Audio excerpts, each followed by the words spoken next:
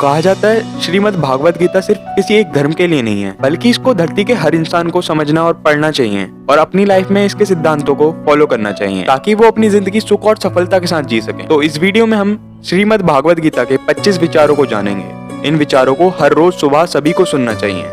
हर इंसान को सिर्फ कर्म में विश्वास करना चाहिए, क्योंकि ये जगत ही कर्मलोक है। आपके हाथ में सिर्फ कर्म है, परिणाम नहीं। इसलिए सिर्फ काम पर ध्यान लगाएं, यानी कि सिर्फ काम पर ध्यान लगाएं और मेहनत करें।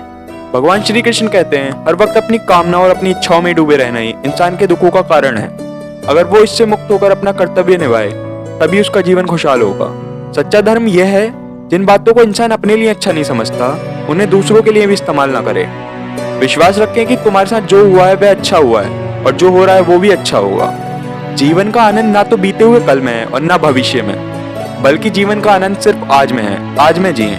यदि कोई इंसान जो चाहता है उसे विश्वास के साथ करता है तो वह वो चीज बन जाता है जो वो चाहता है। भगवान श्री कृष्ण कहते हैं मेरे लिए सभी प्राणी एक जैसे हैं, ना तो कोई मुझे ज्यादा पसंद है और ना ही कोई कम, लेकिन जो मेरी भक्ति पूरे मन से करता है मैं हमेशा जरूरत पड़ने पर उनके काम आता हूँ। कोई भी इंसान अपने विश्वास से बनता है, वह जैसा विश्वास करेगा उसी के अनुसार बन जाता है। जो इंसान फल की इच्छा त्याग कर सिर्फ काम पर ध्यान देता है वह जरूरी जीवन में सफल होता है। कोई भी इंसान जन्म से महान नहीं होता, बल्कि अपने कर्मों से महान होता है।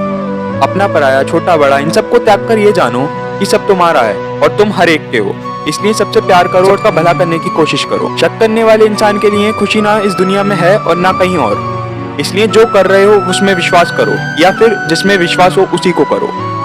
जो मन को काबू में नहीं करते उनके लिए मन एक दुश्मन की तरह काम करता है। अपने जरूरी कामों को पूरा करो, क्योंकि वास्तव में काम करना कुछ ना करने से बेहतर है। नरक के 3 रास्ते हैं, वासना, गुस्सा और लालच।